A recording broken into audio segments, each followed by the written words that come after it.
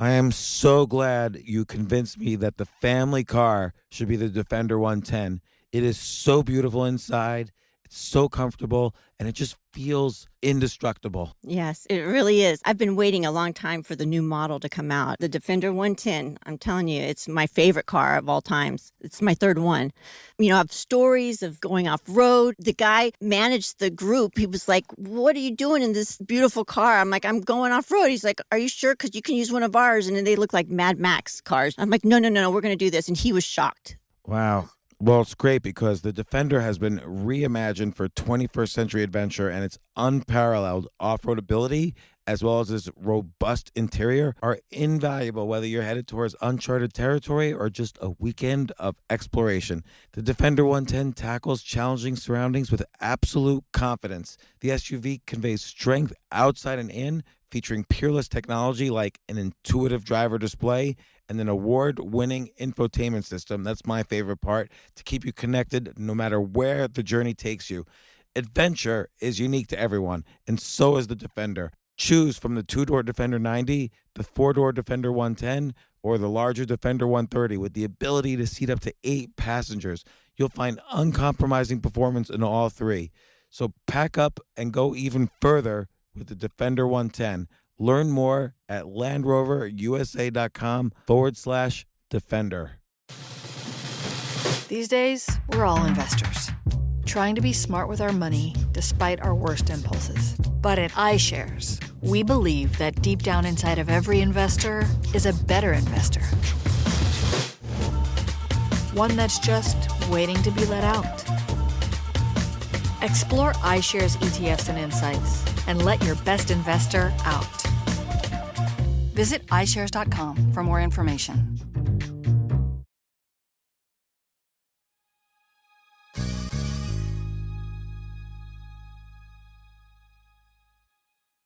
What's it like to tell the MMA, mixed martial arts champion of the world, that basically you want to fight him and destroy him?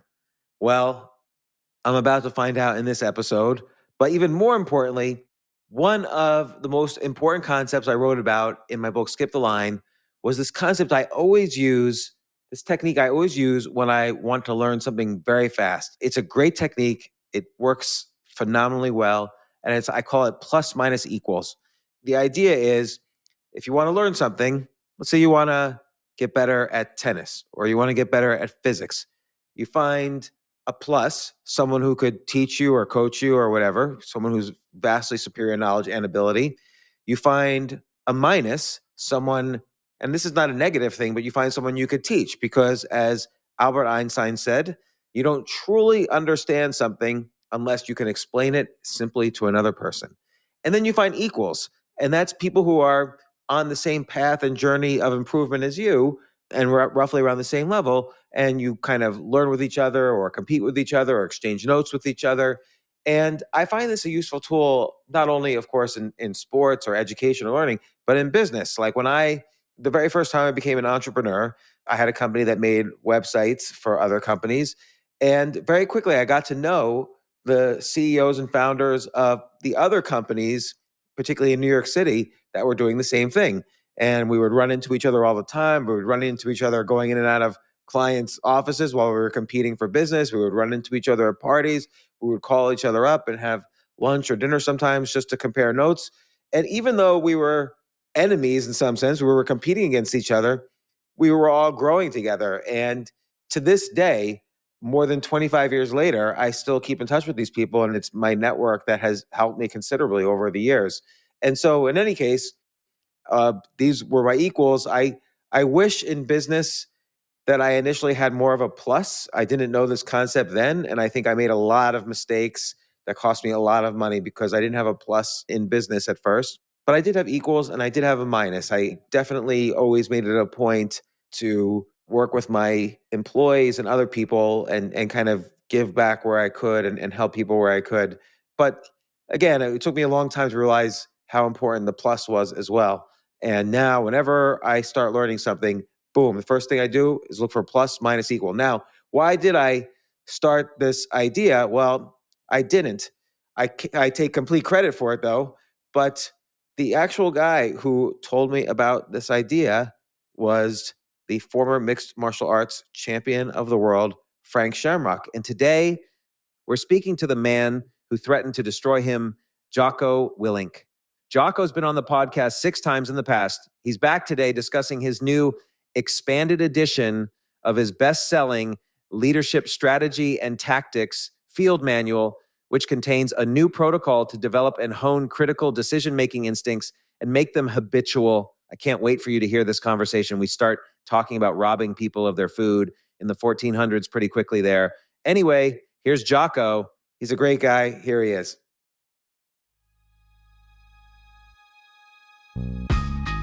This isn't your average business podcast, and he's not your average host. This is the James Altucher Show.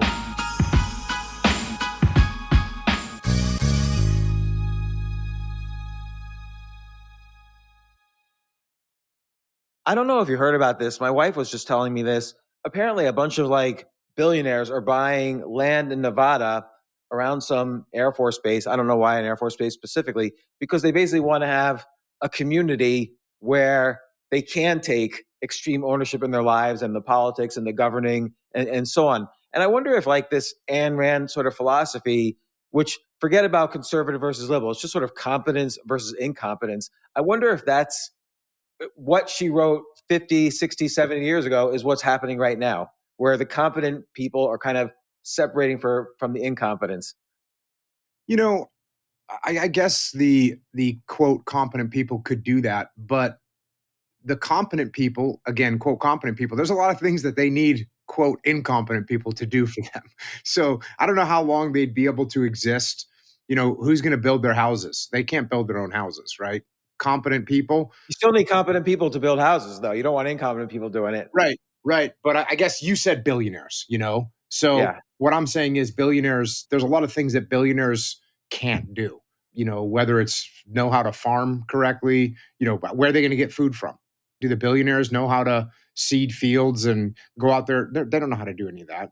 Do they know how to hunt? They don't know how to hunt. They don't know how to butcher animals. They don't know how to do any of that.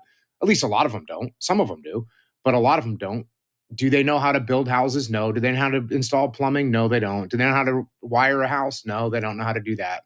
So there's a lot of stuff that they don't know how to do. Not to mention they don't know how to make a pair of jeans, right? They don't know how to make a pair of boots. So sure, they can go live in a little enclave somewhere, but they're going to need a lot of help and support inside that enclave, which they paid for. I always wonder about this. If you were transported back in time to the 1400s or the year 1000, how would you distinguish yourself so that they wouldn't immediately kill you? I don't think I would be able to do that. I don't know how to, everything you just described, I don't know how to do anything. I could turn on a computer and now I'm in business. But you could do things. You know how to do things. What would you do to convince them to not kill you? Well, I would kill them. I think fundamentally that's what I would do is I would kill them. And yeah, I think I'm a pretty good fighter. And I think that's what I'd do is fight people and kill them and then rule. Do you think fighting techniques back then were inferior to what you've obviously learned hand-to-hand combat as well as, of course, fighting with weapons that didn't exist back then. But do you think the science of and the education of hand-to-hand combat, whether it's a martial art or the ways you've learned or whatever, do you think that's advanced significantly from what people knew? People in the thousands, that's all they did was train themselves on hand-to-hand combat.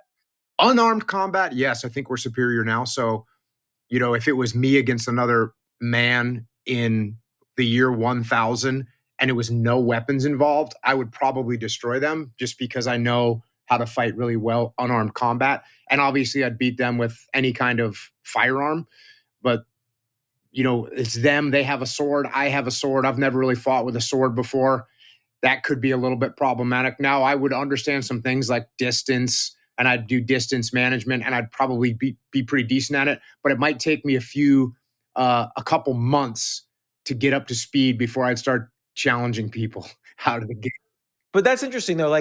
Let's say though you just land there, and there's a guy with a sword, and you know you have to fight him. What would your instincts, like how would you basically minimize the effect of him having a sword and maximize your advantages? Like what would your instincts be? Yeah. So what I would do is I would stay outside the range of the sword until he took a swing with a sword, and then I would close the distance, meaning I would get close to him where that sword is rendered ineffective. And this is something that I am good at, from years of boxing, Muay Thai, wrestling, jujitsu, so that I would be able to stay out of the range of his sword. And then once he swung the sword at me, I would then close the distance, which means I would get close to him, tie up the sword, get a handle on the sword, get a hand on the sword, get control of him. And then I'd probably be able, in fact, I would be able to outmaneuver him once we were just in a grappling competition. I would be able to defeat him. I've fought people that have had implements before, like baseball bats, knives, and axes. And so closing that distance, and some of these situations are you're doing like sparring, or we have knives that are fake knives, but they shock you and things like that. So I have experience closing that distance. And so I think I do pretty good.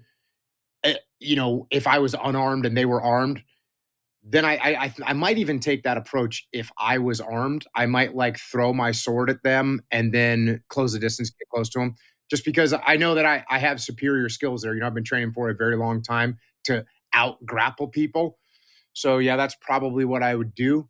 And then but sword against sword, they're going to have superior skills. They've been training with it for a long Sure. time. I haven't trained any sword fighting or very limited sword fighting. So, knife fighting, I would do okay, but knife fighting is knife fighting scary because even when you're in close, the blade is still a usable weapon because it's it's a shorter blade, whereas a big sword is harder to manage in at close range. So I'd actually rather fight somebody that had a sword than a knife. Yeah, it's so interesting. So basically, I mean, you wouldn't be required to fight with the sword. You could do whatever you want. Your goal is to survive Right. and convince them to not kill you, and maybe make you or have you train their people how you fight. So that would Right. be the goal. Like you ever see this book? There's a book by Mark Twain, A Connecticut Yankee in King Arthur's Court. He Yep. goes back into King Arthur's Court, and the next thing you know, he's building phone networks and guns. I would never be able to do any of that stuff. Mm. But fighting is key. Yeah, I think fighting on the hierarchy of the capabilities for a person to have, fighting is way up there. Man, I don't know how to do any of that. Because hey, look, if you're good at hunting, I'll just beat you up and take your food. If you're good at planting and farming, I'll beat you up and take your food. If you're good at it doesn't really matter what you're good at because I'll beat you up and take your food unless you're good at fighting as well, and then I've got an issue. Now, the only way that you can uh, outmaneuver me is if you're good at leadership, right? So if you can band together with 3 or 4 of your friends and you can lead them to attack me, and now you and 3 or 4 of your friends can now defeat me, and through leadership, you're able to achieve victory over the bully Jocko that's running around beating everyone up. Well, let's talk about this because this will segue into your most recent book, which is an unbelievable book, by the way. But let's say you and 3 of your friends, all that you've worked with for decades in the Navy SEALs, let's say 3 of your friends and you are transported back, and you're up against 20 guys on horses who suddenly encounter you, and they don't know who you're. They're trying to decide whether to make you live or die. How would you use leadership? Like, do you think again leadership has advanced in such a way? In a superior way to how they had leadership back then, that you would be able to maneuver your way to winning such a fight? Yeah, I think I do pretty good. I would say out of the gate, like the situation that you said, 20 guys on horses, 3 or 4 of my friends are transported back in time. What am I going to do? Well, first thing I'm going to do is I'm going to listen to these people. And I guess we have to make an assumption that we're able to communicate with them. Maybe they're speaking Old English and I can sort of hear them, or actually it has to be a little bit better than Old English. I wouldn't really be able to understand Old English, but let's say I can understand what they're saying. I think by listening to what they have to say, finding out what they're trying to accomplish, being able to offer what services we have, being able to provide them with something and something of mutual value where they actually see value in what we have and our capabilities, then they realize that they might be stronger if they work alongside us, and we can build a relationship and then we can move forward. So let's say you had 15 minutes to plan, okay, before they arrive. And would you have all three of your friends there with you trying to listen and convince them, or would you have people spread out and maybe one or two of your friends hidden?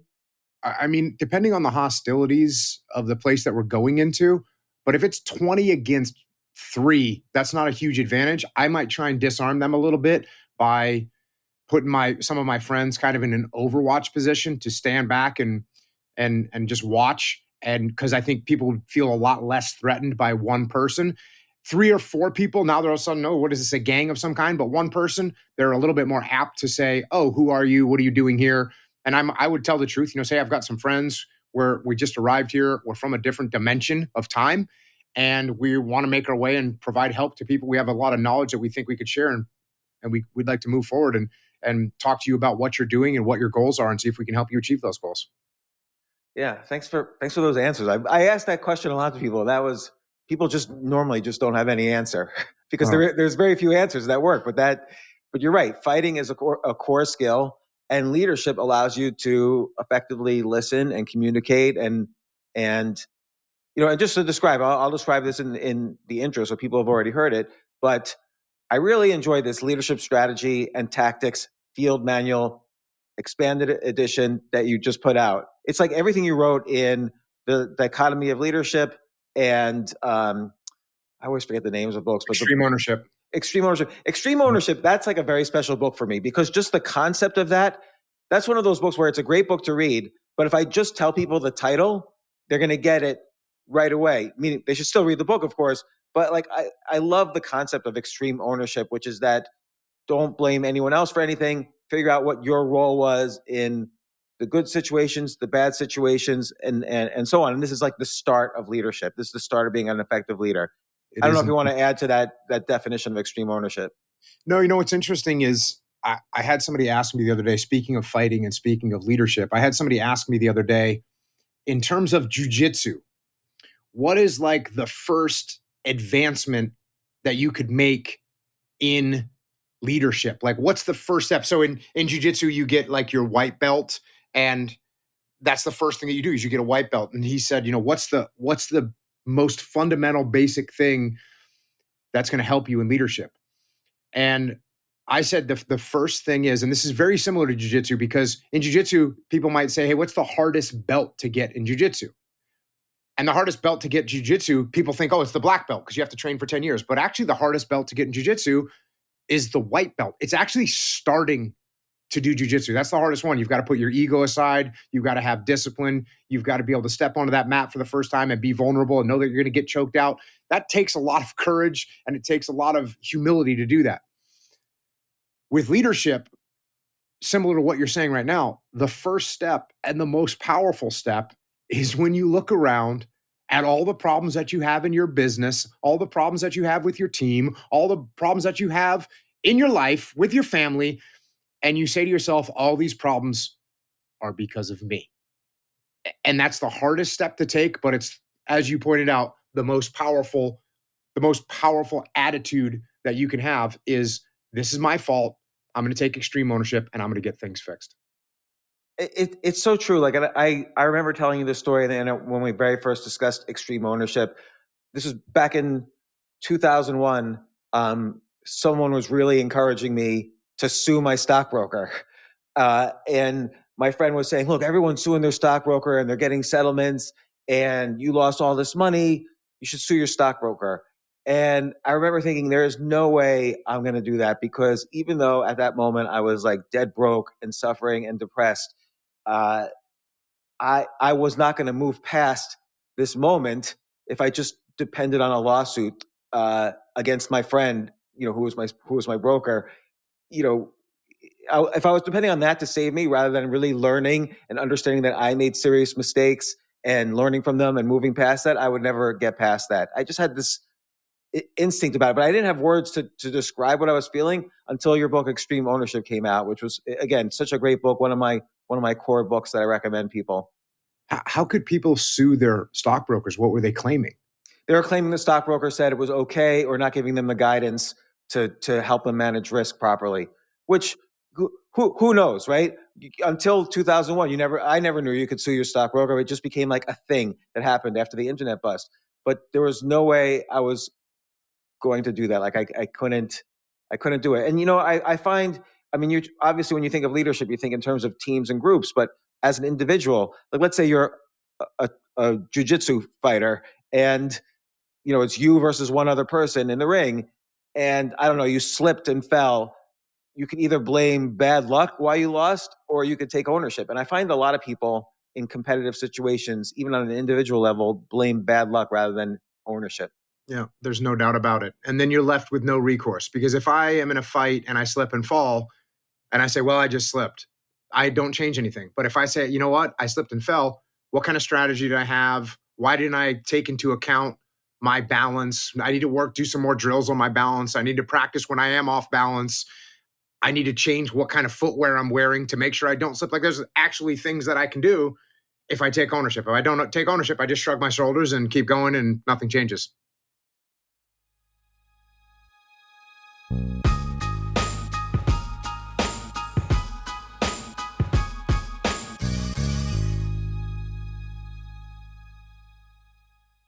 Oh my gosh, I love these clothes. Mizzen and Main. That's Mizzen and Main. It really is the most comfortable work clothes. Travel clothes. I had to travel this whole week. I'm traveling for a week and a half, and I just took Mizzen and Main clothes with me. Close out 2023 in style with comfortable, breathable, packable, and machine washable pieces from Mizzen and Main.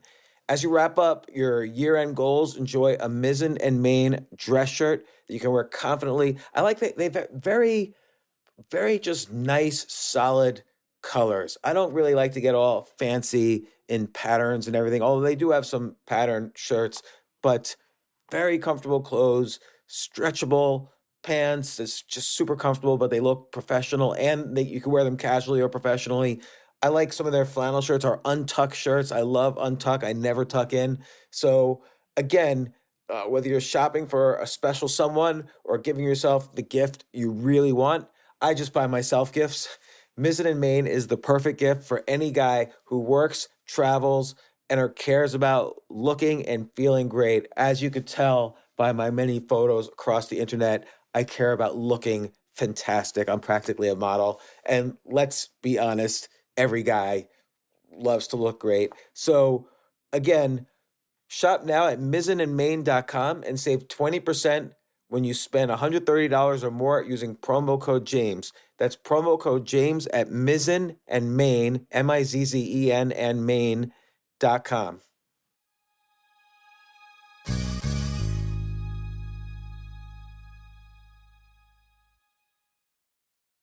You know what I love about fantasy sports is that even though I'm not going to be a great basketball player or a baseball player or a football player or whatever, I feel like I get to participate and make decisions and use my knowledge of these different leagues or these different sports to compete. So it's like I can pick my team or I can pick my favorite players, and I could use my knowledge to make predictions and maybe even make money. So with the basketball season here, you can now pick combo projections across football and basketball from the Specials League on Prize Picks. This is a league created specifically for combo projections that include two or more players from different sports or leagues. Want to play alongside some of Prize Picks' favorite players like rapper Meek Mill and comedian Andrew Schultz, who's also been a guest on this podcast, and I've been a guest on his? You can now find community plays under the promos tab of the app to view entries for some of the biggest names in the Prize Picks community each week. Look, Prize Picks even offers a reboot policy so that your entries stay in play even if one of your players gets injured. For football and basketball games, if you have a player who exits the game in the first half and does not return in the second, that player is rebooted. Prize Picks is the only daily fantasy sports platform with an injury insurance policy. What? So I love playing it. I love anywhere where I can use analytical ability with my interests to demonstrate some skill and maybe make some money. And I like the game-like aspect. I do wish they had chess as a category on prizepicks.com, but I'll settle for what they've got. Maybe I should make my own fantasy chess league. But in any case, I love Prize Picks. Go to prizepicks.com/James. Use code James for a first deposit match up to $100. That's the easiest $100 you're ever going to make. So that's prizepicks.com/James and use code James. Daily fantasy sports made easy.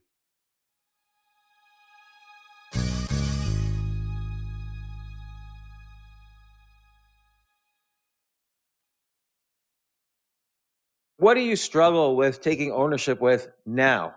Like, given that you've written these books, given that you have a company, Echelon Front, that advises leaders and companies and so on, where do you still struggle taking extreme ownership? You know, one of the questions that I got asked, I was actually at a live event in New York City, and I was recording a podcast live, and someone in the crowd, a woman, got up and said, I think it was her daughter had some kind of horrible cancer, some kind of horrible disease.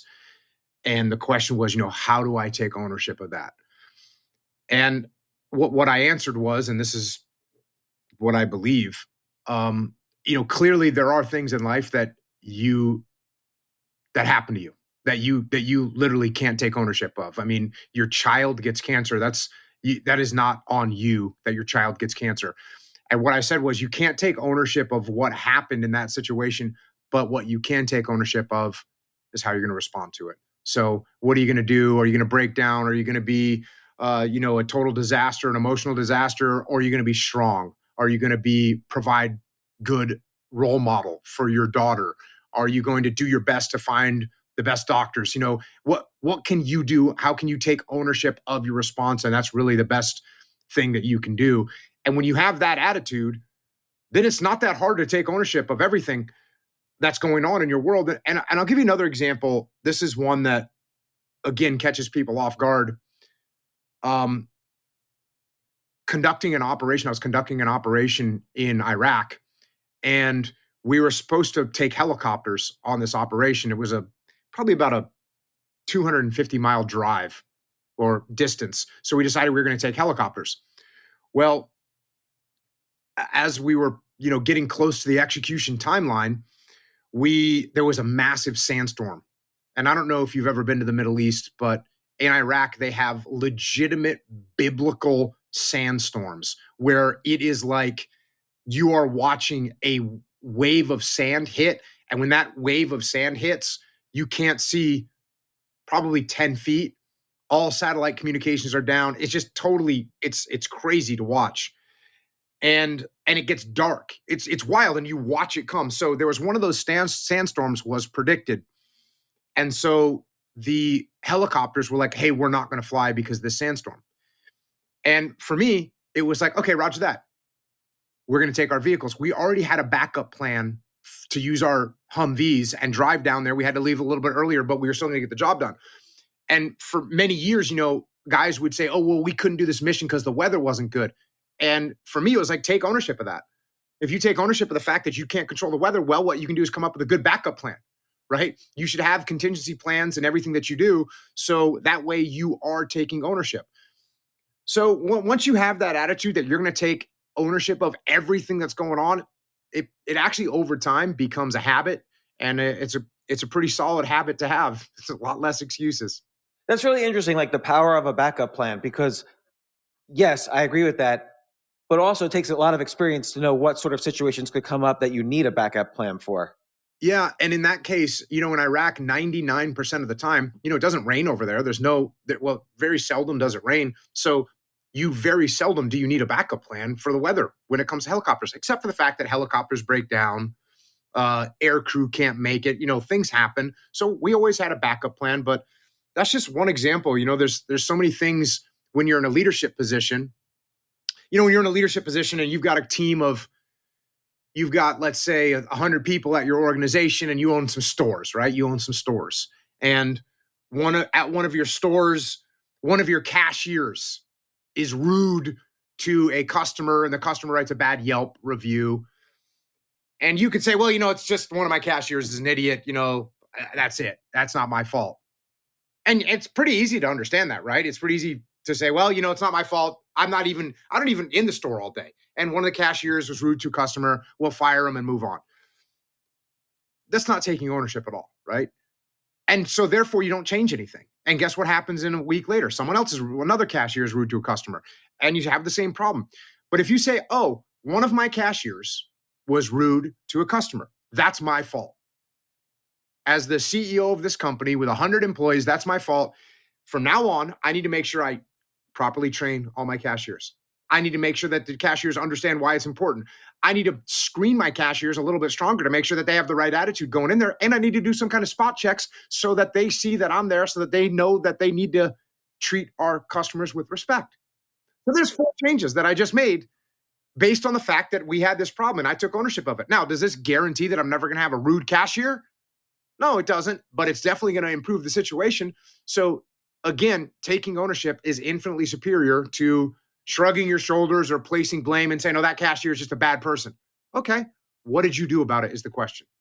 Right. And it's interesting. And it's actually related to the woman who asked you about how her child had a disease and how can she take extreme ownership of that.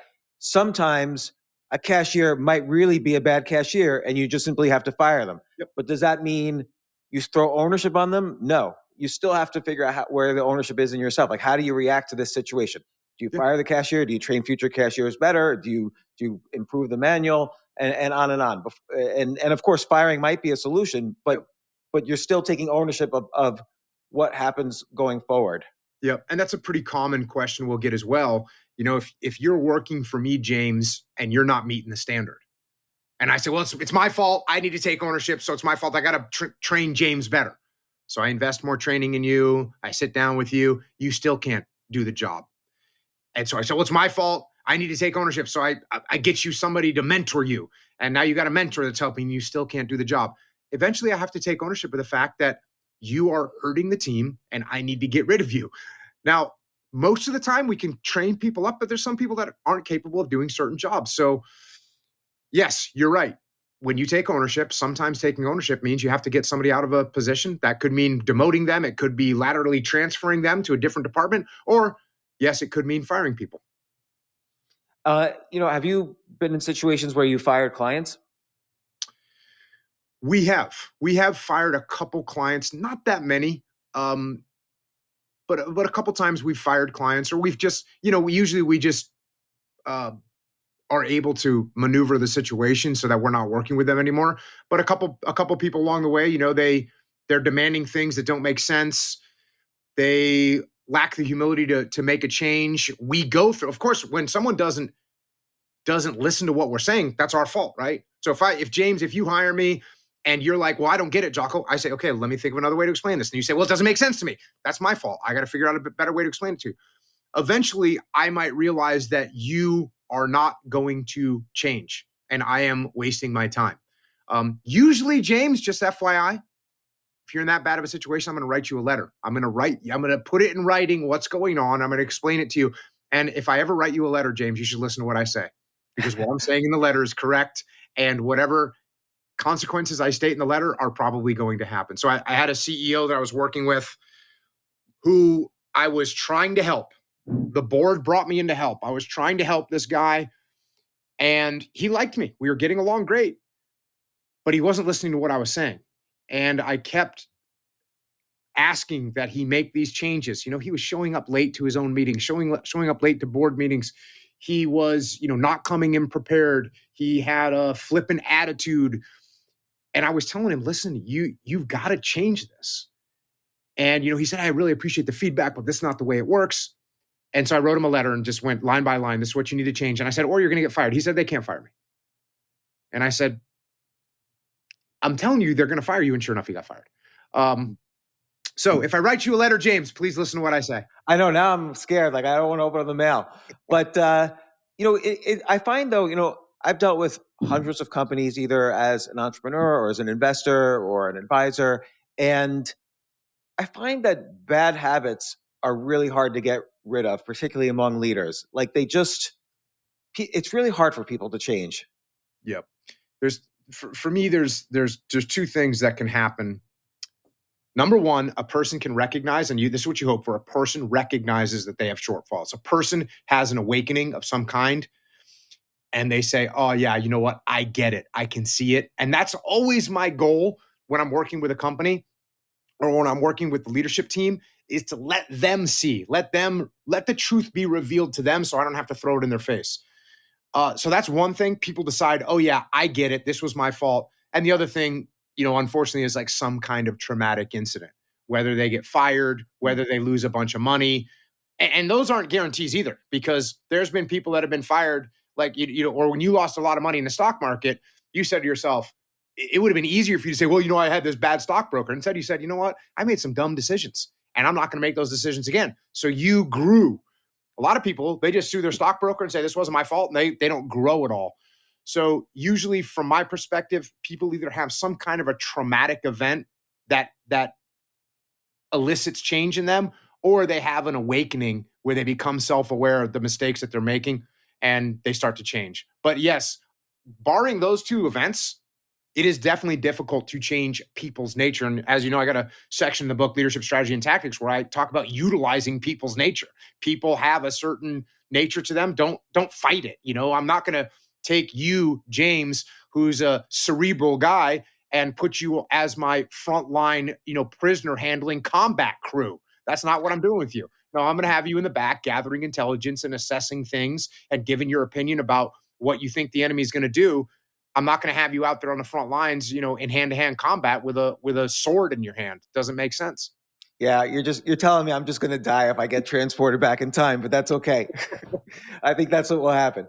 But I like how, first off, again about your book, like what I love the most in this book is the table of contents, because I got so excited reading the table of contents. You talk about the foundations of leadership, the core tenets. I'm just scrolling it down now. The principles, what to do about yes men, what to do about when you have imposter syndrome, what to do about, you talk more about extreme ownership. The imposter syndrome one is great, because that's something I feel all the time. You go into the details of maneuvers, communication. This is like a real manual about leadership. There's so many like boring books about leadership. This is like a real encyclopedic guide filled with stories and techniques and tactics. It's really this. How long did it take you to do this? This is a real big project. I write about 1,000 words an hour. And so this book is, 80,000 words. So it took me 80 hours to write. And you're right. It is a military field manual is when you need to figure out how to do an assault on a target. You can pull out the field manual and it says target assault. You follow the instructions. And that's what this book is. That's what it was meant for. That's why the table of contents is very detailed, because I wanted people to say, oh, here's the problem I have right now. My boss is weak. What should I do? Boom, open up the book, look up the section on weak boss, and you can figure out how to maneuver through that. And where a lot of it came from was after I wrote Extreme Ownership and Dichotomy of Leadership and Discipline Equals Freedom Field Manual, after I got done writing those books, I'm out working with people and I get asked the same questions, right? I get asked this question over and over again. Hey, my boss is indecisive. What should I do?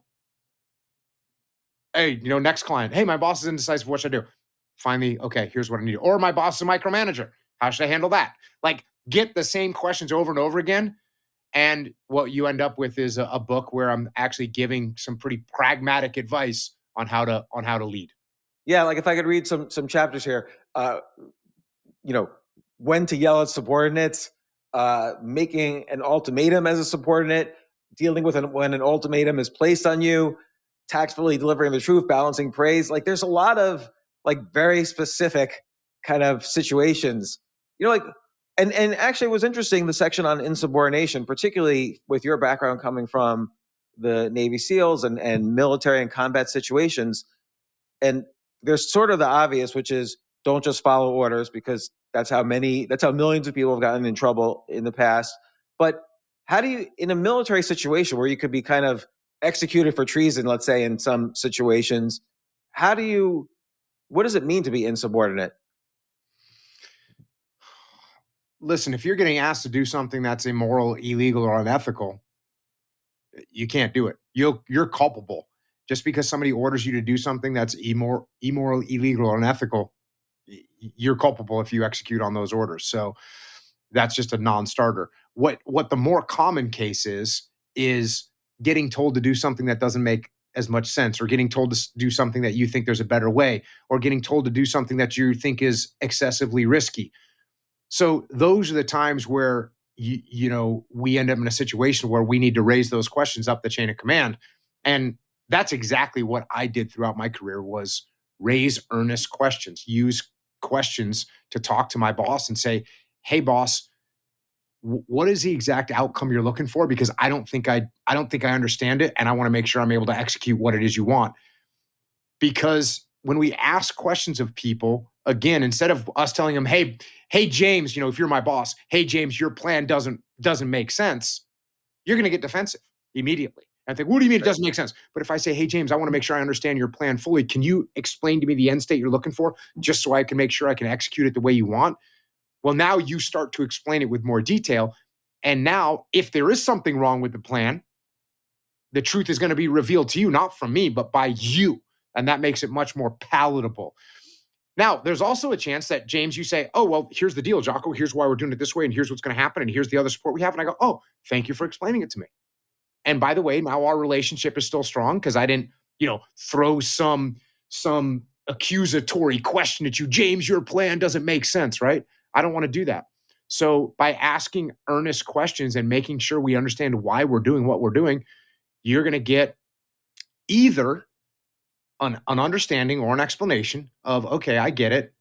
Or perhaps your boss will say, oh, I didn't know that you were going to be impacted. I didn't know that your team was going to have to work, 60 hours of overtime in order to achieve this goal. And that would cost us a lot of money and it would burn out the team. What alternatives do you have? And I say, well, here's a couple things that we thought of.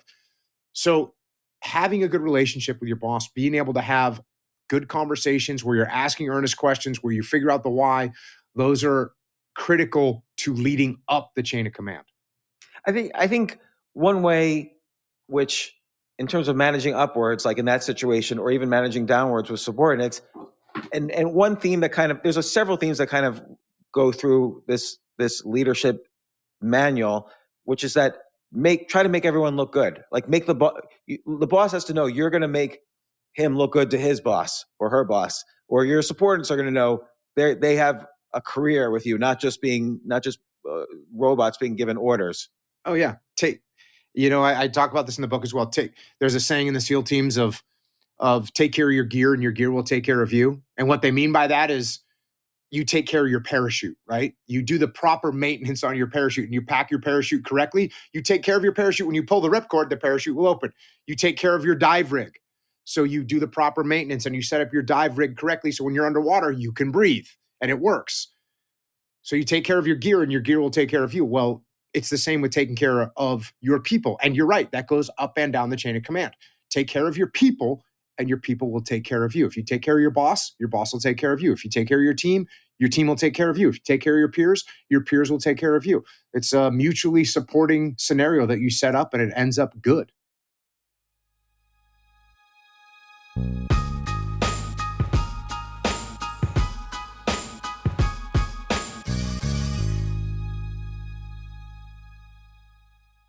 This is such a valuable service for all business owners, big businesses, small businesses, doesn't matter. I wish I had this in the many different businesses that I've started. Sometimes it seems like your business is humming, but then suddenly you don't understand it. You're starting to fall behind. You're not understanding where your costs are, where your revenues are, where your payments are. Teams are buried in all sorts of like BS work, and you can't seem to close the books. So you need like one dashboard, one source of truth. I'm jealous of this business, NetSuite from Oracle, of course, NetSuite by Oracle. I wish I'd come up with this idea. It's a brilliant concept to have all your business intelligence on one dashboard. This is why you need to know these three numbers: 37,000, 25, and 1. So 37,000, that's the number of businesses which have upgraded to NetSuite by Oracle. NetSuite is the number one cloud financial system, streamlining accounting, financial management, inventory, HR, and more. 25. NetSuite turns 25 this year. That's 25 years of helping businesses do more with less, close their books in days, not weeks, and drive down costs. 1, because your business is one of a kind. So you get a customized solution for all of your key performance indicators, your KPIs, in one efficient system with one source of truth. Manage risk, get reliable forecasts, and improve margins. Everything you need to grow all in one place. So right now, Download NetSuite's popular KPI checklist designed to give you consistently excellent performance absolutely free at netsuite.com/James. That's netsuite.com/James to get your own KPI checklist. netsuite.com/James.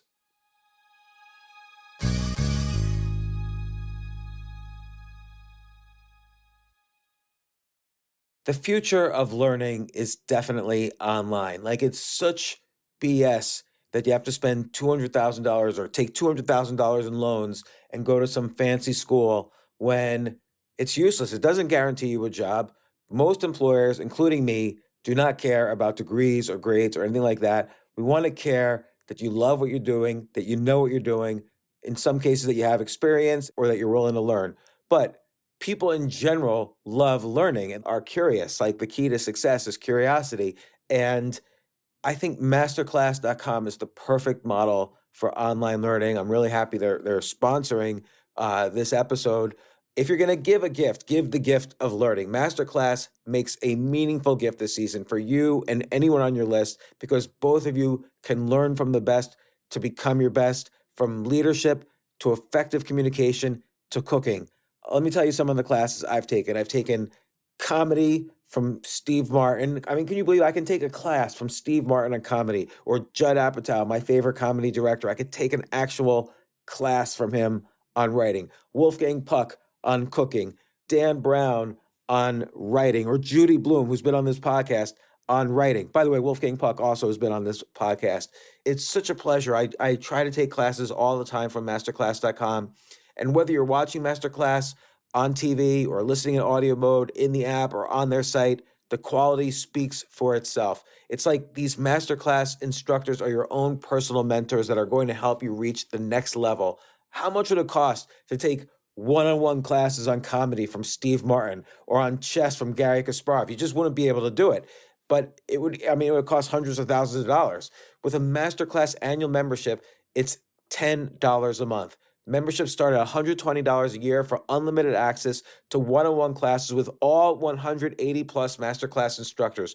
So it's not just $120 for one instructor. You get all 180 plus Masterclass instructors. Boost your confidence and find practical takeaways you can apply to your life and at work. And if you own a business or are a team leader, use Masterclass to empower and create future-ready employees and leaders. That's the real education in today's world. So this holiday season, you can give one annual membership and get one free at masterclass.com/JAS. JAS, of course, stands for the James Altucher Show. So right now you can get two memberships for the price of one at masterclass.com/JAS. Masterclass.com/JAS. Offer terms apply.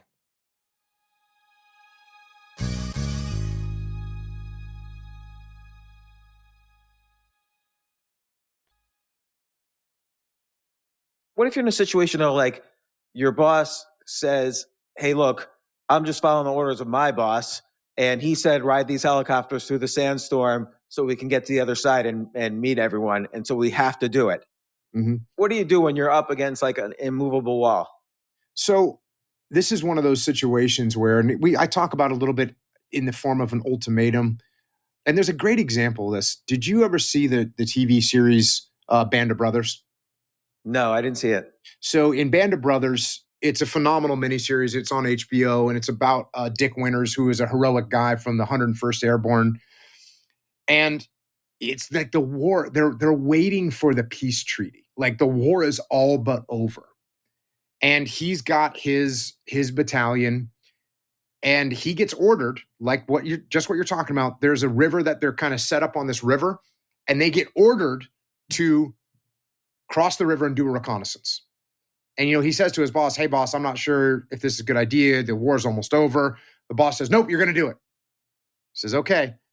They go and do a reconnaissance that night, and they get into a gunfight, and a guy gets wounded, or maybe a guy gets killed. I forget the exact scenario, but they come back across the river.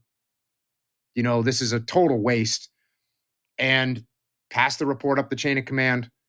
And the next night, the colonel says the same thing. Hey, you're going to do another reconnaissance across the river. Again, Major Winters says, hey, this doesn't make any sense. The war's almost over. He says, nope, you shut up and do what I told you to do. He says, okay, roger that. And he goes and he gets with his men and they go into one of the buildings on their side of the river and they just sit down and they drink wine all night.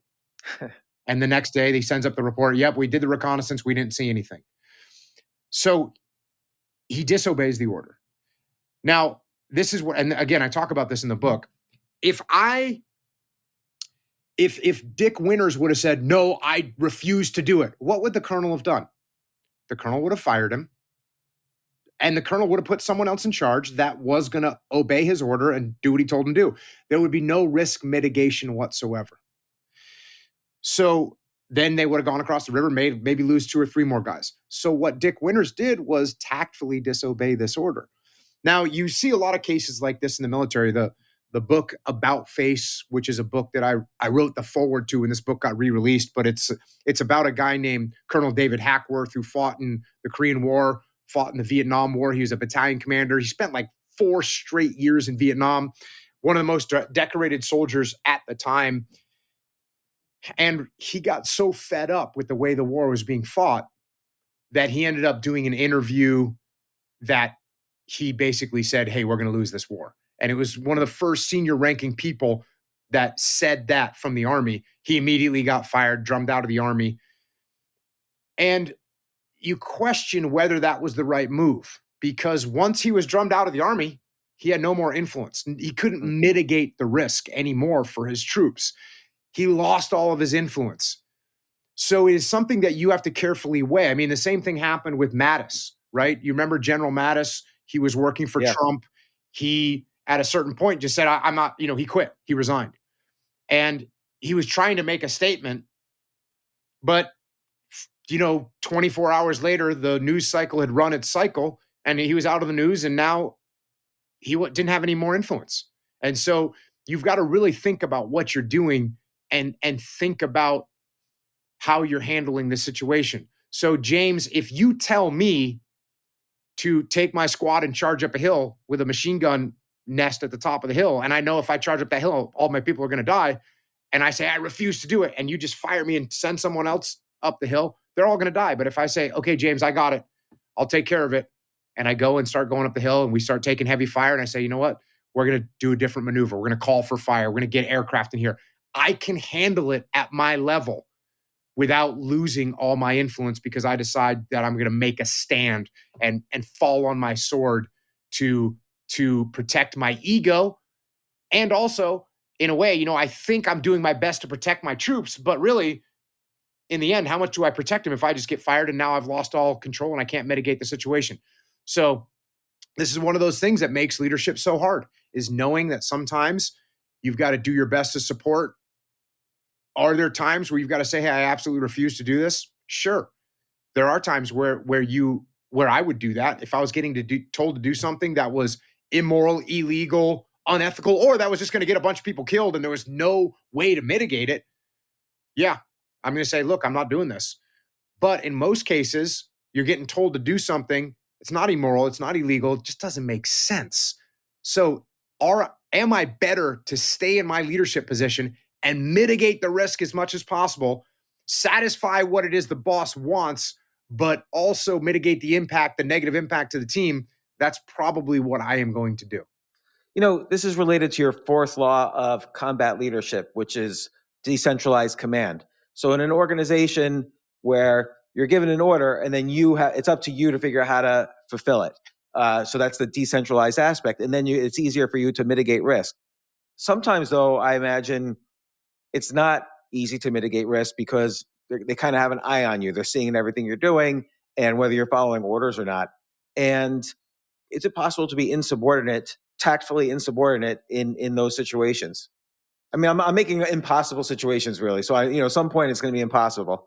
They're not impossible situations, but what kind of relationship do you have with your boss, right? I've got to have a great relationship with my boss. How do I do that? I build that relationship over time. And I talk about this in the expanded edition, right? I've got to build trust. I've got to listen to what they say. And if I give them trust, they're going to give me trust. If I listen to them, they're listening to me. If I treat them with respect, they're going to respect me. If I allow them to influence me, I'm going to get influence over them. right? And if I care about them, they're going to care about me. So if I build that relationship, those 5 components of a relationship, all of a sudden, my boss is listening to me. So if I've put myself into a situation, James, where you're telling me you're my boss and you're telling me to do something, let's say we're in not a war situation, but you're telling me to do something in a company that's going to lose a bunch of money or a bunch of my people are going to quit.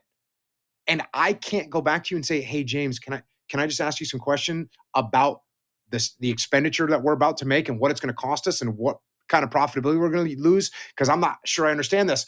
And you don't say, "Wait a second, we're going to lose money," or "Wait a second, we're going to have people quit." Hold on, Jocko, sit down, tell me what's going on. I want to fix it, right?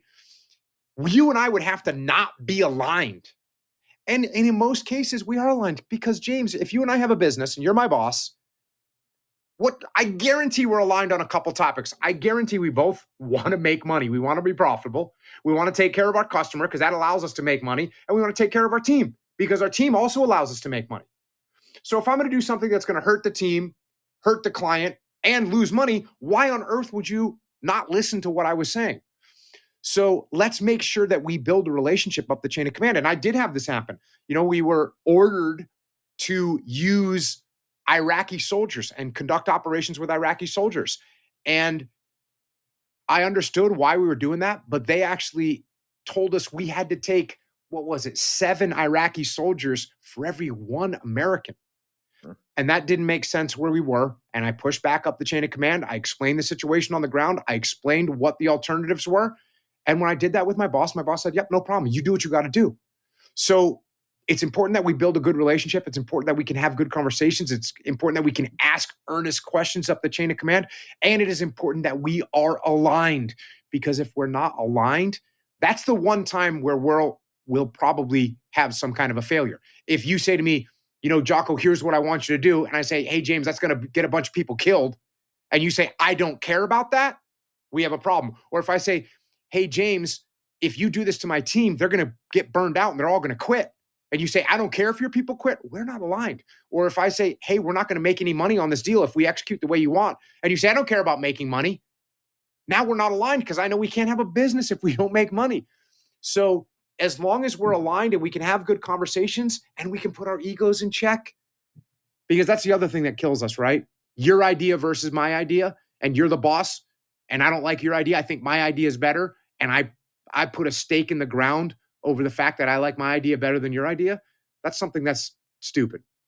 It's just dumb, right? We don't know what the future is. We don't know what the market's going to do. We don't know what the enemy's going to do. And yet I'm saying, "No, this is the way we should do it, James. Your plan is bad."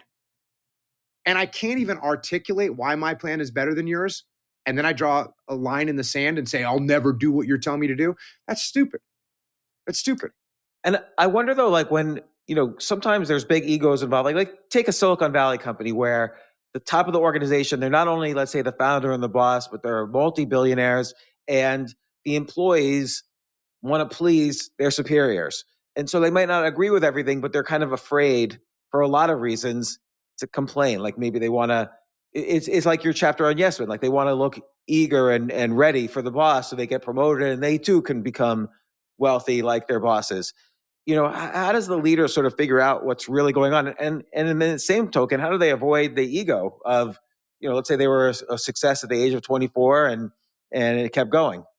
Yeah, that's something that they're usually, unfortunately, going to learn the hard way, right? When they realize that they didn't listen, think of how successful you were at certain points, right? And you were thinking, "Hey, I can do everything I do. Everything I touch turns to gold," right? Yeah, And that's then the all of a worst. yeah. And then all of a sudden it's like, "Oh, wait a second. Maybe I need to put my ego in check a little bit. Maybe I need to listen a little bit more." That's one thing about combat.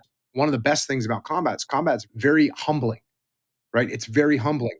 And same thing with the Silicon Valley CEOs. Like, sure, you've seen some of them that have done really well, but there's some of them that have done really well and then they fall apart and they make bad investments or they make bad decisions. There's a bunch of series on TV about some of these individuals that have done great, but at a certain point, their ego takes over and they're not making the best decisions. They're not listening to anybody else. And they make decisions that are bad and they end up destroying their company or destroying their lives and being removed from these companies. So at some point, yes, humility, you have to look in the mirror and say, "You know what? I'm glad I was able to get the company to this point, but we're in uncharted waters. I need to listen to what other people say. I mean, there's examples of people, they don't listen to their employees. Never mind their employees, they don't even listen to their board, right? Their board is asking them to do things and they say, oh, we're not going to do it that way. And again, what do you think, that the board wants you to lose money? Do you think that the board wants the company to fail? No, the board wants the company to succeed. That's why they're giving you this advice. So we have to be humble enough to listen. And again, this goes back to building relationships, because one of the best ways to break down the ego is by just having good relationships with people where you go, oh, you know what, James is a smart guy. He's got some lessons learned. We're good friends. I listen to what he says and he listens to what I say, and we can come to a good conclusion together. But if you and I don't know each other, or we're at odds with each other, all of a sudden it's your ego against my ego. I'm not listening to a damn thing that you say, James. And now I get myself into trouble. Yeah, it's interesting about not listening to the board, because this gets back to, CEOs, because they're put in charge, or they're the founder of a company. There's a certain ego that almost has, or a certain confidence, let's say, that has to go with that. And so they are going to, in general, trust their opinion probably more than others, particularly if there's not that relationship in place. But I almost choose not to go on boards anymore, because so many times I've had to kind of take control of a situation where a CEO is, I think, doing the wrong thing, but it's my fault. I'm saying that I didn't build the relationship enough so that we would have an open dialogue when things went bad. Yep. Things were always great. It was a great open dialogue when things were going good. But like, let's say the CEO didn't realize his burn rate, it was going to put him out of business. And I did realize this from my own experience, that there was no way he was going to raise money in time.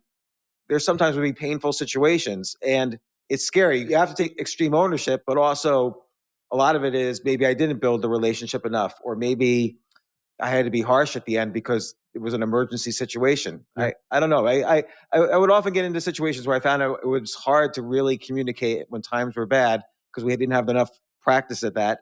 And it just became too painful for me to be on boards in many cases. Yeah, the reason we talk about everything that I talk about, there's a reason I talk about it. It's because human beings have these natural tendencies. So one of them is ego, and especially when it comes to people that are in positions that took a lot of success to get there. So, for instance, guys in the SEAL teams, the officers in the SEAL teams, the leaders in the SEAL teams, they've been selected. They've gone through this hard training. They've made it through the training. So they've been put in this position. And of course, that builds their ego up, right? And they have to have some ego. Otherwise, they wouldn't have even tried. Same thing with a CEO of a company, a startup. Who thinks, oh, I can pull this idea together and I can build this company, and then they succeed at it and their ego grows even more? The reason we talk about ego so much is because we as human beings, especially in leadership positions, we tend to start to believe that we're great. We tend to start to believe that we are unstoppable and that every decision we make is great. So that's why we talk about it so much, because like you, I've seen it bite so many people, both on the battlefield, in business, and in life. It's so interesting. People, I'm not going to let my ego drive that.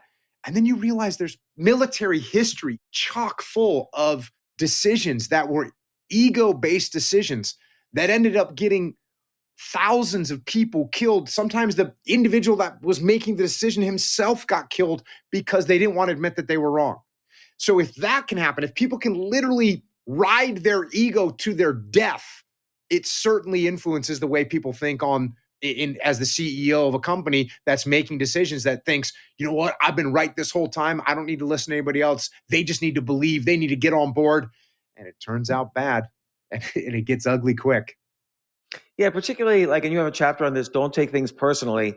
Like if up and down the hierarchy of an organization, somebody is taking things personally, it can be very painful. It just sort of like a radiation that spreads out. Like if, one time I was in a situation where an employee was very upset at me that I had sold the company and the new ownership, was firing people, and this person was extremely upset at me.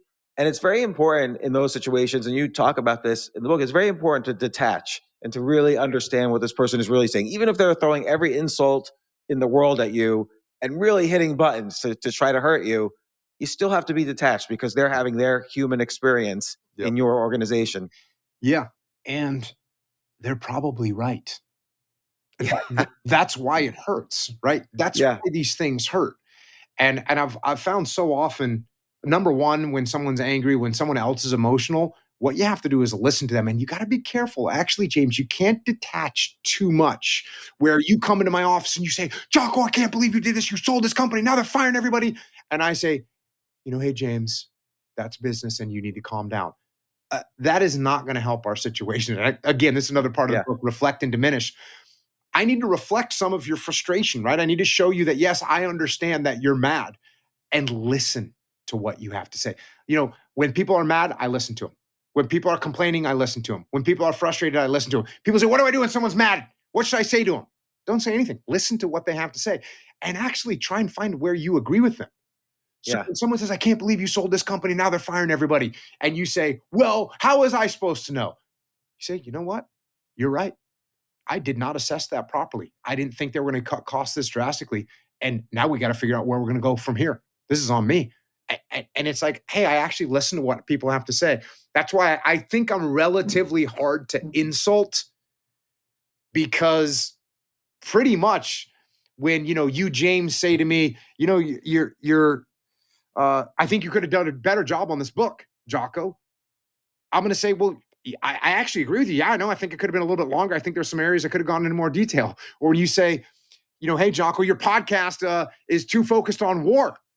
And I say, well, yeah, you're probably right. I can only relate to so many people. So when people want to bring something to my attention or try and insult me, I usually, they're probably right. And the more it stings me, that means the probably more right that they are. And it's just a good way to de-escalate things, to say to yourself, all right, well, James is saying that, I was too short. I was too quick in making this decision to sell the company. And you know what? He's probably right. And the more that bothers me, the more you're probably right. And I probably made too quick of a decision. I'm gonna have to frame that and hang it up behind my desk. You're probably right, because that is the correct response in almost every one of these situations. Yeah. So the government is a weird type of organization, because unlike let's say a company where the founder and CEO brought in the people who brought in the people who brought in the people, so it's a very kind of linear type of a natural evolution of the leadership levels in a company, and everybody's kind of supposedly on the same page, at least ideally. The government is interesting because at the very top level, you have elected officials who change all the time. Then at the next level, whether it's, State Department officials working in embassies or officers in military, they're lifers in many cases. So they go through Democrat, Republican, Democrat administrations that are always changing. And then even lower, let's say the difference between an enlisted person and an officer, the officer might have just had an education and ROTC, and then suddenly they're a lieutenant somewhere. But meanwhile, all these people that they command have been there forever. So it seems like in the government in particular is like a screwed up type of leadership situation. And you see that maybe in how policy is enacted around the world. Yeah, for sure. The way the government is run is definitely challenging. And I think the longer we kind of continue in this direction, the more difficult it's going to become, because the more dug in people get around the world that they've created for themselves. So, like you mentioned, the people that have been in government for 20, 30 years, 40 years, they're going to keep their little world as pristine and as protected as they can. And regardless of who gets elected, they have a lot of power to protect their world. And I think we're seeing a lot of that in a bunch of different areas of the government, whether it's the bureaucratic system that runs healthcare, or the bureaucratic system that runs education, or the bureaucratic system that runs energy, or the bureaucratic system that runs defense. Like, all these are big, giant bureaucratic systems that are very, very difficult to change. There's just nepotism there, and people are protecting their part of the government. They're protecting their little existence. And some of this tension is normal, right? Some of tension is good, right? the let's say the military people should be saying we need more money, and there's a natural tendency, a natural tension between the energy sector that's saying, oh, well, we need money too, and the environmental sector that's, so there's a good natural tension. But where the problem comes in is when we lose alignment with the overall mission. And when Yes. my little part of the government becomes more important, and I'm willing to undermine your part of the government to take from you, even though I know it might not be the best for the overall country. And that's where we run into a problem, where people aren't willing to say, you know what, we've spent enough money on this department, and we don't need to grow this department any bigger right now. Instead, there's no one in the government ever says, you know what, my department is big enough and I can actually give up some. No one ever says that in the government. All they say is, I need more people, I need more money. That's what they all say all the time. No one ever says, hey, we're big enough, I don't need any more people, and we can lower our budget. These are words that are not spoken. Right. And that's where you run into a problem. They're not doing the best for the overall country. They're only trying to look out for their small sector of the government, and that's a disaster. Yeah, and like you said, it doesn't really reverse. So like ultimately, it could take hundreds of years, but that's why people are worried about the future of America in some cases, because we can't get out of this power spiral that different leaderships take at different times. And I'm not even talking about any one. I mean, this has been happening every single president since John Adams. So it's and again, it's dangerous to predict the end of America. A lot of people have lost huge bets doing that, and I would never do that. But it does seem like it's hard to reverse process when the actual mechanics are broken on the inside. Yeah. That being said, just like what we talked earlier about people changing when traumatic events happen. And I think that's one thing that America is able to do, is when things get bad enough, we make changes. And so look, even though the country is very divided right now, even though there's some economic turmoil, we still have, basically everyone has an iPhone, everyone has Wi-Fi, everyone has food. Like you can't say that things are that bad, right? Right. In fact, they're not. A lot of people talk about the divisiveness now, and first of all, we've had an actual freaking civil war where hundreds and hundreds of thousands of people were killed. But even in the late 60s, early 70s, there was massive divisiveness in the country. There was police officers getting murdered. There was like 35 or 40 police officers that were executed in that time frame. And so it's yeah, sure, it's rough right now, but it's not as bad as we often think it is. And it's definitely not as bad as the media wants it to be, right? The media, every story you click on from the media is catastrophic. The sky is falling. That's what happens every day. The sky falls if you follow the media, right? Every storm is the worst storm ever. We just had this hurricane out in California. Barely even rained, James. I was there actually. Yeah. So right, I'm like, I remember thinking, oh, I guess if someone just spits on the ground, the media calls this a hurricane in California. Yeah. I mean, there were some parts that were definitely impacted in a big way, but overall, compared to a big hurricane that hits the East Coast and causes billions of dollars worth of damage, it wasn't even in the ballpark. But that's the way the media reports things. Everything that happens is catastrophic, world ending, because they want you to click on that. They want to make their money, and all it does is exacerbate the emotions of our fellow countrymen, and it's a negative thing. So I think there'll be a little bit of burnout on that. I think even right now, I think people are tuning less and less into the mainstream media to find out what's going on, because they know that it's just a big hype train of emotions, and we're not buying into it. We know it's not healthy. It's not healthy to think that every day that the world is going to fall apart, when the reality is the world's going to be okay. Yeah, I think it's always helpful to hold on to that we have seen extreme conflict, like you said, in the 1960s and the 1860s was certainly worse than what we're experiencing right now in terms of national divisiveness. And I'm sure there's plenty of other times that were just as divisive, and we survived it. There's other issues with economics and so on, but like take the Ukraine situation. And without necessarily revealing or talking about the politics of it, how would you, again, there's like 20 layers of leadership until you get to weapons being sent to people on the ground. Like, how do you think you would deal with what's happening in Ukraine? Again, to me, this boils down to relationships, right? What kind of relationships? How well do you know the people on the ground that are making decisions?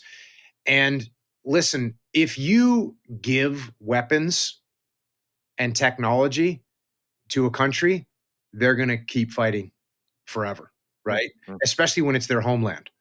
So the Ukrainians, this is their home. They can't give up their home. This is just not an option for them. So they're going to keep fighting, and as long as we keep sending weapons and they think they can maintain what they've got, there's not going to be any compromise. They don't have any reason to compromise when they've got an unlimited supply of weapons. Now, at some point, they're going to run out of people too, and then maybe they'll compromise. But what have they been through then? A generation of men killed? Is that what it's going to take before they come to the table? So right now, I think no one seems to be focused on finding a diplomatic solution. And anyone that says to look for a diplomatic solution are often saying, "Well, but Russia invaded." Yeah, Russia invaded. That was wrong. They're going to get punished for that, and they are getting punished for that. They're losing a lot of people, but we can sit here on the sidelines and keep throwing weapons into the fight. So I think Yeah. we need to use the leverage behind what we're giving to get people to start having some serious talks around how to get this thing solved. It's a freaking bloodbath over there. It's a nightmare. I know, and like it's so cavalier the way people make decisions where thousands or even tens of thousands of 18-year-olds might get killed. It's like a horrible thing. Yeah, never mind might get killed. I mean, they're getting butchered on both sides right now. And I mean, it's also very difficult to tell what's really going on over there because no one can give an accurate report of how many Russians can. No one can give an accurate report of how many Ukrainians have died. We don't know. Some people say it's been over 100,000, several 100,000. Like no one knows. They can't even give an accurate number. So you're right. This is what I do know. An 18-year-old kid that's a Russian kid that's been sent there as a conscript to go and fight. He doesn't care. He doesn't care. And a 18-year-old Ukrainian kid, yeah, he wants to protect his home, but he doesn't want to die. And this is the thing with war. War is a test of wills. That's what it is. It's a test of wills, and it's a test of wills that we didn't know the outcome, and that's why we're fighting. So right now, who has the stronger will? Who is willing to sacrifice more of their blood and money? Who is willing to sacrifice more? That's what this boils down to. And there's only one way to know, and that's when one side gives up. We made this tragic mistake in Vietnam. We thought that if we can kill 100 Vietnamese soldiers for every one of our soldiers that dies, we'll win. But we did. That was what the kill ratio was like. That was like 100 to 1, sometimes 150 to 1. When you look at the overall casualties in the war, we killed hundreds of them for every one American that they killed. But guess what? They didn't care. They had the will. It was their country. They had the will to sacrifice, and we didn't. But you're right though. Like you look at the Republican debate. One side says, you can't let a murderer invade a sovereign country, and the other side says people are dying, so we got to stop this. But both sides are making sense, right? They both are, have their huge groups that agree with either side, and it makes it complicated because on the one hand, it seems sort of naive to say, well, I'm not going to support any war because death. And on the other side is, look, you can't let dictators have their way or else, all your allies will get destroyed. And so it's really like this gray area where it's hard to know what to do. Yeah, but what you do need to do is you need to talk and you need to figure out what the compromise is going to be. You have to figure out some kind of a compromise. And until you figure out some kind of a compromise, there's going to continue to be a bloodbath. And just like anything, you have to put the egos aside. And that's what makes this really difficult. You look at the Donbass region. Donbass region is like 95% Russian speaking people, ethnic Russians. And that was sort of the Crimea. Like, there's a bunch of things that weigh in here, but where are we willing to compromise? And at what point have you taken enough damage? When I say, hey, James, you have to do what I tell you to do, or I'm going to cut off one of your fingers. And you say, no, I'm not going to do it. And so I cut off one of your fingers. And then I say, no, you have to do what I tell you to do, or else I'm going to cut off another one of your fingers. Eventually you say, okay, I'll come to here. Don't cut off any more of my fingers. We make a deal, right? That's what we have to do. By the way, I want something from you, James, right? That's why I'm threatening you. I'm going to cut off your finger unless you give me this amount of money. And at a certain point, you know what? You say, you know what, Jocko, fine. Here's the money you can have. I couldn't give you, 5 million, but I can give you 2 million. And this leaves me with, 7 fingers left. And that's where I'm good. I don't want to give up any more fingers. We make a deal. And listen, I wanted 5 million. I don't get it. You wanted all your fingers. You don't get it. You don't get all your fingers. I don't get all the money I want. We have to make a compromise.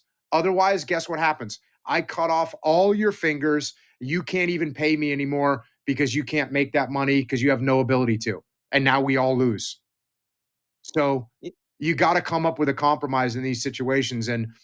And the idea of no compromise, it only works if we are going to do total war, which means we have to fight everybody, which doesn't make any sense because who's willing to do that? And you have to keep feeding in the weapons and keep spending the money because, like you say, it's not going to end as long as everybody keeps feeding weapons into it. Yep. They could literally kill all the Ukrainian men. There's less humans. There's less military-age males in Ukraine. And we could keep giving them weapons until they're all dead. So let me ask you this. Like, here now you've written all of these excellent books on leadership. Like, hopefully these books are taught in leadership class for generations to come. But you do an excellent podcast about war, and an enormous amount about, and you're constantly learning about the history of war, current wars, war strategies, fighting strategies, and so on. Why don't you do your next book on the topic of war and get a voice in this arena? Well, I'm actually already very close to done with the draft of my next book. So and you look, all my books are somewhat about war, but they use war as examples and use those examples to teach about leadership, but you don't really kind of go in there, wade in and say, okay, this is what we're doing. This is different from how we did it in Vietnam or World War II or these other situations around the world. So here's how maybe we should consider things. Like, you don't really dive into the current situation. Yeah. So one thing that I've been slow rolling on is a series of podcasts of why we lost these wars. Why do we lose in Korea? Why do we lose in Vietnam? Why do we lose in Iraq? Why do we lose in Afghanistan? Why are we losing these wars? And there's a bunch of reasons. And, I'm going to talk about them. But one of the key components is that we have not ever lost a war that we needed to win. We only lose wars that we don't need to win. And so that would tell you very quickly, don't get into wars that you don't need to win. Don't get into wars that you don't need to win. If you don't need to be in the war, if you don't need to win the war, don't be in the war because you're not willing to make the sacrifice. You're not willing to make the sacrifice. So why do it? And we go into wars that we don't need to win all the time. Yeah, that's interesting. I never thought about it that way. Are there any wars we didn't need to win that we won? Oh, sure. If you end up, we win in Grenada, we get in and out of there pretty quick. The first Iraq war, we didn't need to win it, but we went with overwhelming power. You can win, just like you can win fights that you don't need to win, right? Because you're just stronger and you can overpower your opponent. But if it turns into a brawl and you don't really need to win it, and the bell rings in the 12th round, and it's going to go on for unlimited rounds, around the 12th round, you say, you know what, I'm not doing this anymore. And you don't come out, you don't answer the bell. You have made enough sacrifice and you don't need to win it, so you walk away. And that's what we've done. We don't need to win these wars, so we walk away. It's a terrible situation to get yourself into. Yeah, and even this Ukraine thing, it's really unclear what our involvement is, what we're trying to win on either side, Russia or Ukraine. And it's just a confusing thing. Yeah, and I mean, Russia is not the Soviet Union. Russia is not communist. Look, Putin might not be the nicest guy in the world, but that's not the government that we fought the Cold War against. It's a different group of people. It's many of them from the same thread, but they're not running communism. That's not what they're doing.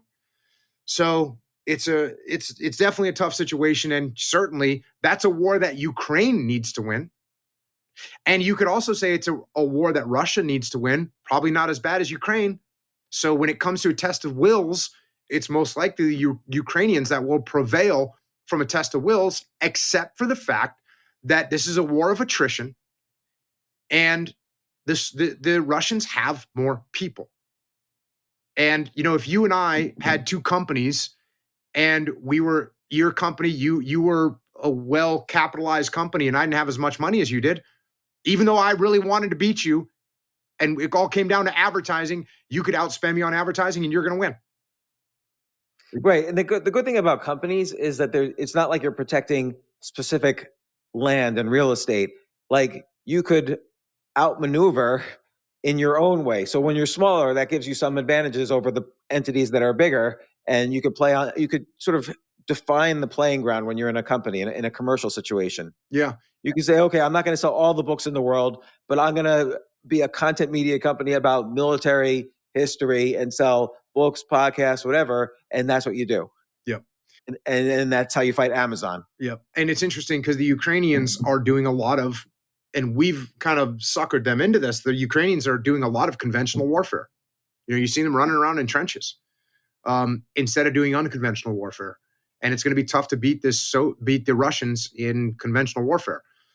But that's what would be an example of unconventional warfare here. Unconventional warfare is guerrilla warfare. Unconventional warfare is, snipers, sneak attacks, IEDs. Like, it's what we fought against in Vietnam. It's what we fought against in Iraq. It's what we fought against in Afghanistan. We're fighting against unconventional warfare. And it makes it very difficult for a large conventional force to achieve victory. And yet somehow the Ukrainians have gotten suckered into going toe-to-toe attrition warfare in many cases against the Russians, which is not a good move. So why aren't they doing at least a little bit of both? Like, why aren't they doing the IEDs and snipers and so on? They're definitely doing some, but I'm not sure why they haven't done that yet. It's because it requires humility. Because what you have to do is you have to give some land up. What you have to do is you have to run away. What you have to do is you have to sucker punch people. It's very counter ego. You got to be. Yeah, it's interesting. Like think of a Gulf War II, Iraq. It was very confusing when we actually got into Iraq in whatever it was, 2002, because no one was there, or 2003. I forget what year now. 2003. But yeah, but no one was there. We got into Baghdad and like everybody had left. And so that's something that a country has to be willing to do. Now, at the time, we didn't know if this was a good strategy or a bad strategy for them. It turned out to be, I don't even know what the final outcome of that strategy was, given what happened. Yeah, what happened there was we disbanded the entire Iraqi military. Instead of saying, all right, you guys lost, now we're going to put you to work. Instead, we disbanded them all. We put them all out of jobs. It was just, we made a bunch of really bad decisions, and it's because we hadn't thought through things the way we should have. Yeah, and so this is what makes me worried about the state of things in the long run, is that it seems like we keep veering towards worse and worse decisions, both on a military level, an economic level, dealing with this pandemic and so on. Like the major decisions that affect the lives of everyone, it seems like we're just trending towards bad decision making. Yes, we are doing a lot of dumb things globally and nationally in America at this time. You are correct. So given that, I hope people read your book, and I'm gonna say the title again. I'm always this happens to me every single podcast. I can never, I'm always afraid I'm going to say the title wrong. Leadership Strategy and Tactics Field Manual, expanded edition. There you go.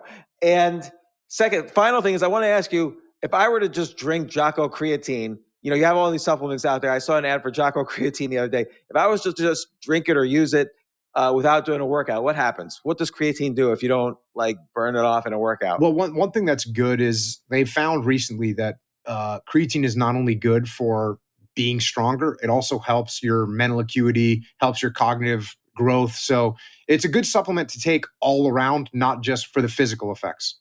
Okay, I didn't know that. It won't have a bad effect if you're not burning it off through working out? Oh, no, not at all. No, it's definitely good for you on multiple levels. I'm going to have to try some Jocko creatine. I'm going to order it today. Order it up. You could use it, I'm telling you. All right, well, thanks so much, Jocko. Thanks once again, and I look forward to the next time you come on the podcast. Hopefully we'll do it in person again. Right on, man. Looking forward to it. Good seeing you as well.